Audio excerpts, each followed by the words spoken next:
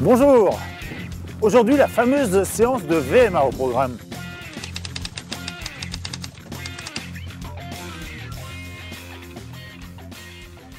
Je sais que c'est une séance qui vous fait un petit peu peur. Vous lisez souvent dans les revues, séance de VMA. Alors VMA, ça veut dire quoi? Vitesse maximale aérobie. C'est la vitesse que vous pouvez tenir à peu près sur 6 minutes.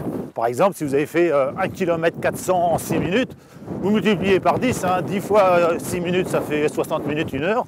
Donc 1 km 400 multiplié par 10, ça ferait que vous avez une VMA de 14 km/h. Ensuite, la séance consiste donc à courir à cette vitesse-là avec des petites fractionnées.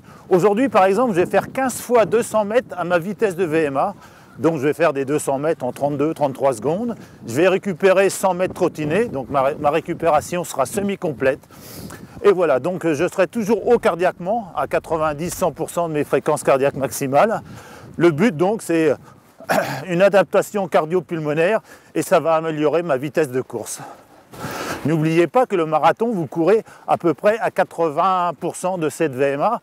Donc plus votre VMA est élevé, plus le 80% sera élevé naturellement. Donc on va y aller pour une séance de VMA. Donc je vais me mettre en tenue légère, je vais me mettre en short pour pouvoir aller vite.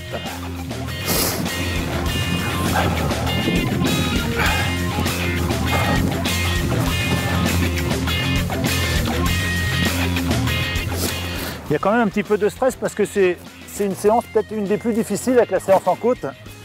On sait qu'on va se faire violence. La récupération ne sera jamais complète, c'est-à-dire qu'il faudra repartir pour faire un 200 mètres alors que je n'aurai même pas récupéré du 200 mètres précédent. Donc je sais que ça va être un petit peu difficile. Quelques éducatifs que vous pouvez faire à la fin de vos échauffements. Allez, montez de genoux. Je suis bien la ligne blanche.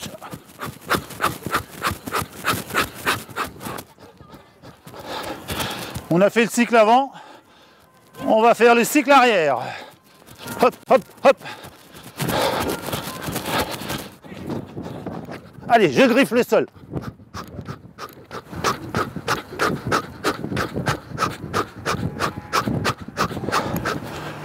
Une ligne droite de triple sauteur. Hop, hop, hop, hop, hop, hop.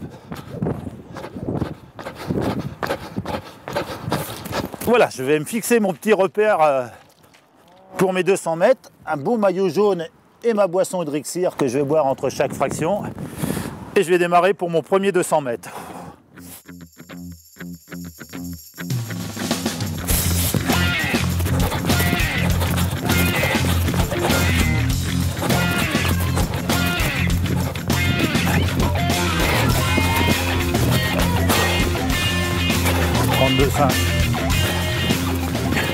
Allez, je suis à la moitié de ma séance, je suis au 8e.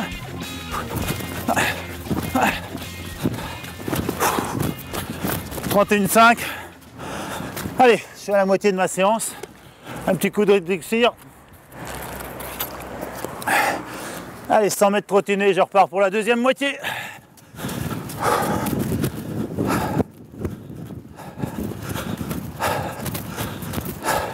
Séance intense, cardiaquement. Je vais repartir alors que je n'aurai pas encore récupéré entièrement. C'est de la récupération semi-complète. Vous voyez, je viens de terminer dans 10 secondes. Je vais déjà repartir. Donc, attention. Et hop, c'est reparti pour mon 9e.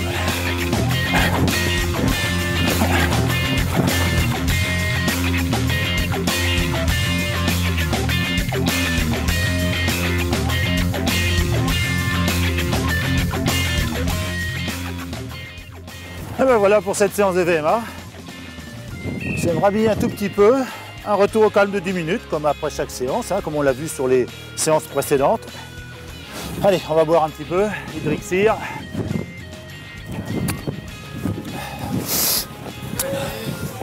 Donc le conseil d'une séance de VMA, bien calculer sa vitesse. Donc il y a des tests VMA qui sont, vous calculez sur 6 minutes en combien de distance vous pouvez les faire. La récupération est toujours semi-complète, c'est égal ou inférieur à la distance d'effort. Par exemple, si je cours 30 secondes, je vais récupérer 30 secondes. Si je fais des 1 minute, je vais récupérer un petit peu moins, des 30 ou des 45 secondes. La récupération toujours égale ou inférieure à l'effort donné. Et à bientôt pour un prochain conseil.